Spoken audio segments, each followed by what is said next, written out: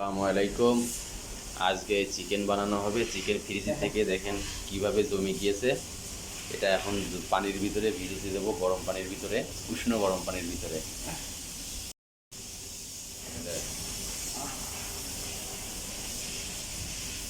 এবং ভিজতে দেওয়া হলো, এটা একটু নরম হলে তারপরে তোলা হবে। আমাদের গোশটা কাটিং হয়ে গিয়েছে, তা গোশের ভিতরে আলু না হলে কেমন হয় বস? এদিকে তেল গরম হয়ে গিয়েছে, আর সেই গোশের ভিতরে আলু। এখন আলুটা একটু ভেজে নেব।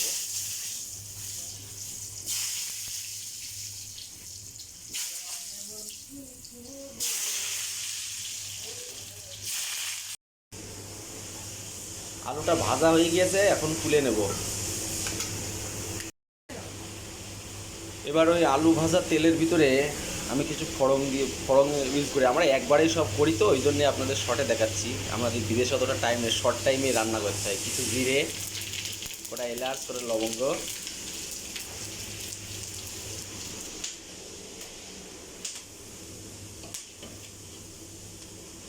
আর এই যে চলে যাচ্ছে পেঁয়াজ।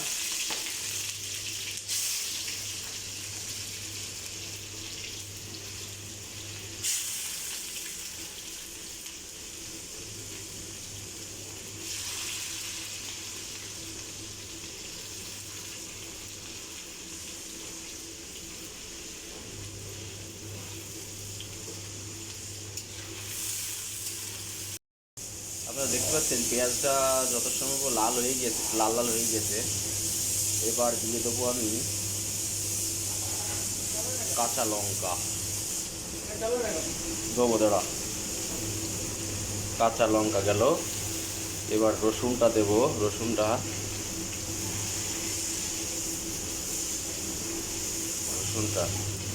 এবার আদাও দিয়ে দেব।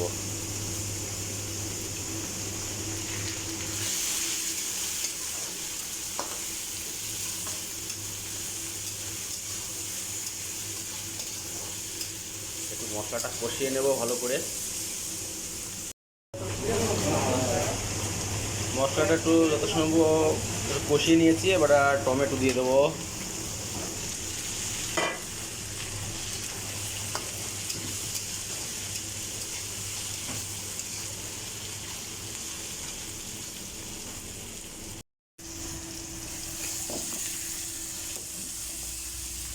এইভাবে টমেটোটা যত সম্ভব যতটুকু গলিয়ে নেওয়া যায়, কারণ আমাদের টমেটো সবসময় ফ্রিজে থাকে, তো সেই ব্যাপারে যতই আগুনে তেলের ভিতরে দেওয়া হয় মশলার ভিতরে একটু আস্ত আস্ত ভাব হয়ে থাকে। তাই আমরা এইভাবে একটু গলিয়ে নেওয়ার চেষ্টা করি।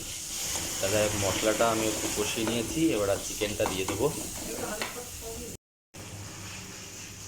এবার চিকেনটা দিয়ে দিচ্ছি।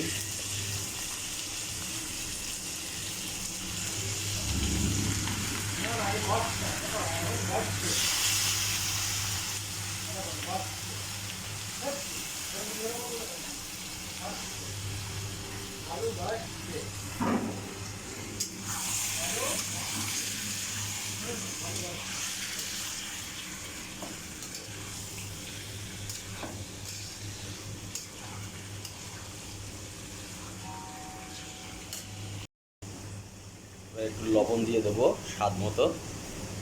তারপরে আবার পরে চেক করে দেখতে হবে লবণটা হলো কি না। শুধু লবণ দিয়ে আমি একটু কষিয়ে নেব। তারপরে হলুদ, যা কিছু লাগে, যতটুকু মশলা লাগে ততটুকু আমি দেবো। আপনারা সবই দেখতে পারবেন। খালি লবণ দিয়ে, স্রেফ লবণ দিয়ে আমি হালকা পাতলা একটু কষিয়ে নিয়েছি। এরপরে দিয়ে দেবো হলুদ গুঁড়ো, কারি পাউডার, আর কিছুটা ধাবা মশলা।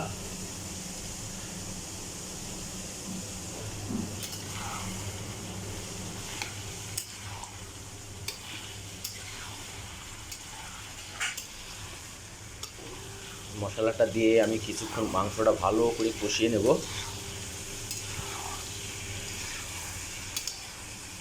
যেহেতু আমাদের ফ্রিজে থাকা মাংস, এতে আমরা এখন পানি কিছু দেইনি, কিন্তু দেখেন আপনারা কতটুকু পানি বেরিয়েছে। অনেকক্ষণ ধরেই ভিজিয়ে রাখা ছিল, তবুও পানি বেরিয়েছে। এই পানিটা শুকানো পর্যন্ত আমি কষাবো। আর যতক্ষণ এই পানিটা না শুকাবে ততক্ষণ এই মাংসর ভিতরটা যখন খেতে যাব তখন একটু অন্যরকম, মানে মাংসের কোনো স্বাদ পাওয়া যাবে না, সেই বড় বড় মতো আইস আইস মতো ভাবই থেকে যাবে, বরফের ভাবটা থেকেই যাবে। তা কষিয়ে এই পানিটা যতক্ষণ থাকবে ততক্ষণ ধরে আমি কষাবো, কষিয়ে পানিটা শুকিয়ে নেব, নিলে ভিতরেও মাংসটা পুরো স্বাদ পাওয়া যাবে।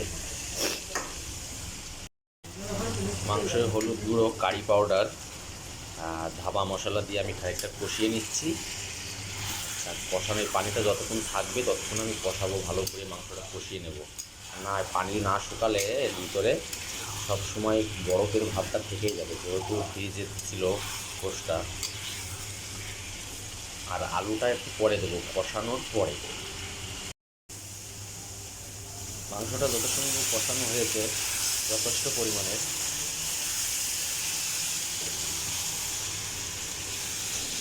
এবার আমি আলুটা দিয়ে দেবো।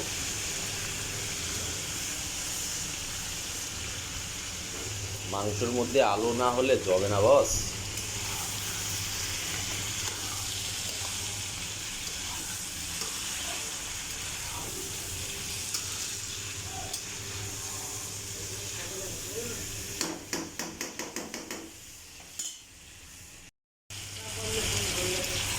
যথেষ্ট খুব সুন্দর আমাদের মাংসটা কষানো হয়ে গেছে, মাংস গোশ খুব সুন্দর কষানো হয়ে গেছে।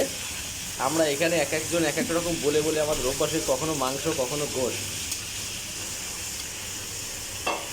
তো যাই হোক, সেটা আমাদের বাঙালিদের একটু ভুলভ্রান্তি হতেই পারে, এক জায়গায় প্রবাসীর রান্না বুঝতে পারছেন কেমন টেস্ট হবে। তো যথেষ্ট পরিমাণে কষানো হয়ে গেছে, এবার আমি পানি দিয়ে দেবো।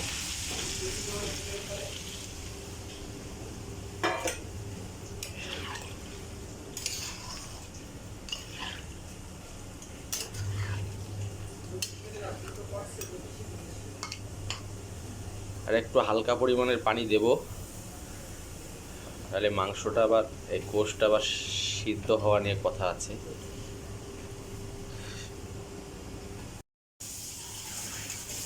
পানিটা দিয়ে দিয়েছি, এবারে এর মতো হতে থাকুক।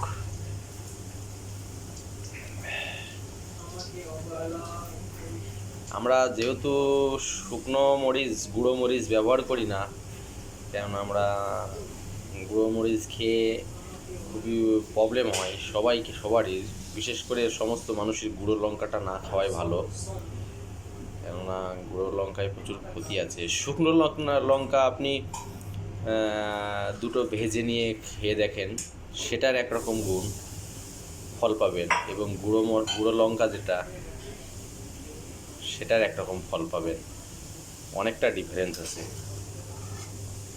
হতে থাকুক। দেখুন যথেষ্ট পরিমাণ ঝোলটা শুকিয়ে গিয়েছে, এবার আমি একটু নাড়া দিয়ে দেবো আর একটু শুকাবো। এই রাসেল, একটু লবণটা দেখা যায় ভাই, আমি দুই হাতে দুটো।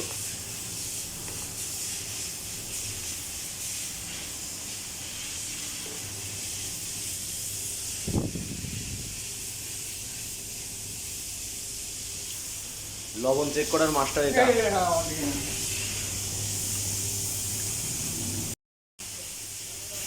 একটু লবণটা কম ছিল, একটু চেক করে আমাকে দেওয়া হয়েছে, ওই জন্য একটু জ্বালাচ্ছি।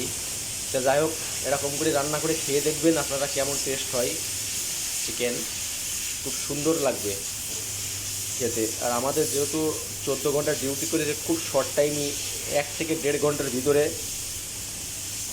রান্না করতে হয়, সবজি, চিকেন, মাছ যাই হোক রান্না করতে হয়, এবং ভাতটাও রান্না করতে হয়, এবং রাত্রে যার যেরকম ভালো লাগে সেসব খবুজ নিয়ে এসেও খাই, এই তরকারি দিয়ে খবুজটাও খেয়ে নেয়, অসুবিধা হয় না।